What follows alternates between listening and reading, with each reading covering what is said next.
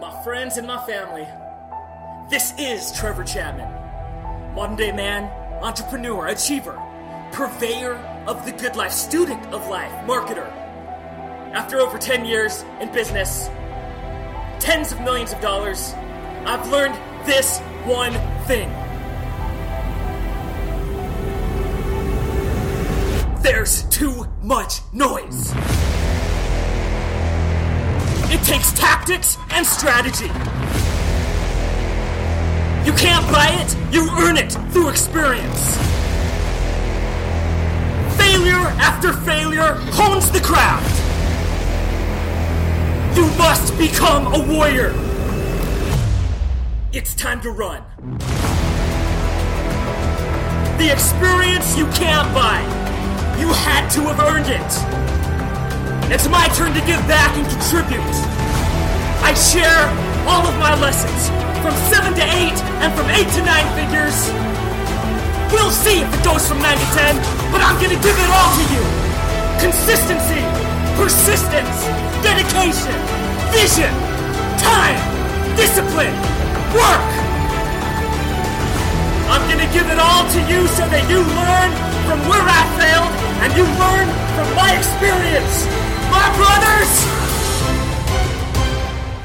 this is your daily fuel. What's up, my friends? This is Trevor. I'm excited to be here with you today. Crazy day. I usually don't fall asleep until 2 or 3 at night. Anyway, I'm a night owl and then I wake up early. But last night I fell asleep at 12 midnight, woke up at 3, and haven't fallen asleep since. It's like 8 or 9 at night right now. I woke up because there was too much on my mind and I needed to get it out of my mind and onto paper. And as I started to do that, the creative juices just started flowing. Like many of you, and if you aren't in this spot yet, you will be one day, because it happens to everyone who is a high achiever and shoots for success. I am more or less in the opportunity quicksand. Like, I'm crippled by so many opportunities. There are a grip of opportunities, and with all my heart, they excite me, and I want to take them on. And this last week, I probably got overzealous and spread myself a little bit too thin because my team wasn't ready for all of the opportunities. And so when I woke up at night, I had to step back and say, okay, which I know that I can't give 100, nor can my team, to all of these. See, the key is if you've got a team that's excellent, that you can delegate, that compensate for your weaknesses and then magnify your strengths. Everyone always talks about compensating weaknesses, but you need them to magnify your strengths as well. So if you've got that team that will compensate for your weaknesses and magnify strengths, then you can give 100% to multiple projects. But if not, you've got to be so aware. Do you remember when we talked about the red kangaroo and the baby 100,000 times smaller than it? You've got to just nurture that. So as I looked at the last week at 3 a.m., I realized that I have to cut some of my enterprises, some of my projects loose and let them fall to the ground. Because I've got to give everything to the ones that have the largest long-term impact on me and my immediate sphere of influence, and 2, my greater sphere of influence, which is whoever I come in contact with. So by those 2 keys, through analyzing my opportunities through those 2 lenses, I cut 4 projects that most people I think would consider full-time from my company's line of what we're doing. And it was good to do it. And I feel better now that I've done it. Sometimes the excitement and the allure of what may be there pulls us so hard that we start working on these other things at the neglect of our mainstay. We can't ever let our mainstay be neglected, because of that mainstay, you have the success, you have the notoriety, you have the freedom, whatever it is that you seek. It came because of that mainstay. See, so many people want to, and I just spoke about this yesterday, the day before, want to be life coaches or this or that, or I want everyone to listen to my great business philosophy, but you've got to earn that. And you don't earn that through a dozen mediocre enterprises. You earn that through just one solid, incredible moment with your company or your project or your book or your song or your TV show or your podcast, whatever it is. That one thing. Now, many entrepreneurs have ancillary enterprises that support that main thing. But I realized that I was getting too far away from that main thing. I had a couple people approach me about software. I had my guy run evaluation. He said, yeah, this is worth $1 million. And they could sell right now for $1 million. He looked at the niche, saw what was going on. And, they offered me a third of it for $150,000. Yeah, I wanted to jump in on that. But see, it wasn't just like some seed or angel money. It was a partnership. We then build it larger. And as much as I want to do it, as much as I am tempted, my subconscious knows that I would be neglecting other things if I did so. I want to remind you of the poem by Sir Edward Whymper, an early mountaineer. I saw this when I was 15 years old on Mount Rainier.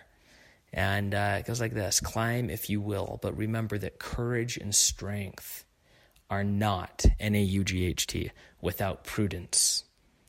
And that a momentary negligence may destroy the happiness of a lifetime. Do nothing in haste. Look well to each step, and from the beginning, think what may be the end. Sometimes when we start to act without prudence, we get hasty. We know that we are courageous and strong, and that prudence is for prudes. But that one small negligence might destroy the happiness of a lifetime. So as Sir Edward Whymper says, do nothing in haste. I'm grateful that I've been letting this sit on the back of my mind. A key person on my team is my strategist. And he works for a venture firm during the day, but he moonlights full-time, like pretty much full-time. I mean, he earns a full-time wage for me at night, all of my ancillary things. And then he runs diagnostics or whatever you want to call it on my books, and runs all these different things.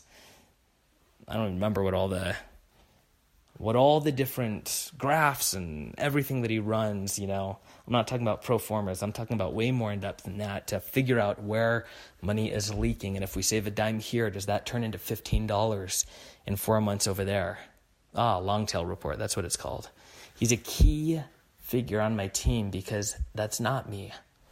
And because that's not me, I know that I need that. And so over the last 10 years, we've become friends. And he's involved in everything that I do because he brings an element of prudence and strategy. And you need that. If you have not yet read Good to Great by Jim Collins, pick it up and read it. He talks about how you can brute force a business to 7 figures. But you can't brute force it beyond that. It takes deliberate intentionality. So if you're at 5 figures and you're trying to get to 6 or 6 to 7, 7 to 8, 8 to 9, look, there comes a point in time when you cross the threshold and your charisma, your passion, your energy no longer cut it for growth. Instead, it's your skill set that's been honed, your intuition based on your experience over a decade, the strategy that the people you have asked to advise you bring. It's something deliberate. It's something intentional. And so if you've hit a plateau, a ceiling, you can't get above it, step back. And instead of brute forcing your way, consider this. Act prudently, and in so doing, the planning and strategy that you create will get you to the top of the mountain. No man ever climbed one of the 7 summits by just tossing a pack on and running up it. He couldn't make it on just sheer energy. There was months of training, satellite views, deliberate routes, supply, a team. Building a business is like summiting a mountain. Too often in the early phases, the mountain that we were meant to climb, we carry. You've got to get over that phase and not carry it. You've got to climb it. But to do so, you need to round up the team, plan the route, prepare for every contingency that you possibly can, and then deliberately and consistently. Nobody runs up a mountain. You've got some extreme athletes, but that's not mountaineering. Nobody runs up a mountain. The speed is incredibly slow, especially at high altitudes. You take a step, you breathe, you pause, you muster what you have, and then you take another step. That's business, my friends. Deliberate. No quantum leaps, no skipping, but one step intentionally placed in front of the other. Not randomly, but following the route so that you know where you're going. Because it doesn't matter where you end up if you have no destination in mind. So to you, my friends, if you are considering putting more on your plate, first off, ask yourself if you're carrying the mountain instead of climbing it. Put that mountain down and start climbing it. If you're moving slower than you thought, it's okay. It takes time. As long as you put one foot in front of the other and you step by step make incremental progress, you will get there. For the first 20 years of your career, you should just keep your head down. Don't talk. Don't attract attention. Don't make noise. Let everything you do attract the attention. I promise if you summit your business, people will notice. You won't need to tell anybody. They will know.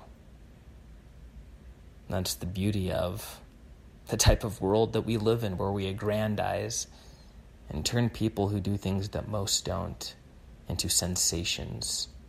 So if you're driven by that, don't worry about making it happen. It naturally happens once you've achieved the level of success that is worthy of the attention.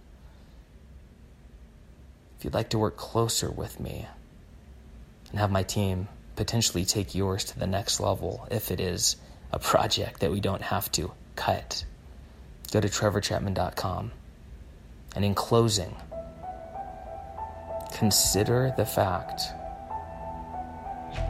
that courage and strength are not without prudence, and that a momentary negligence may destroy the happiness or success of your enterprise or lifetime. Until tomorrow, all my love and all my respect. Trevor out.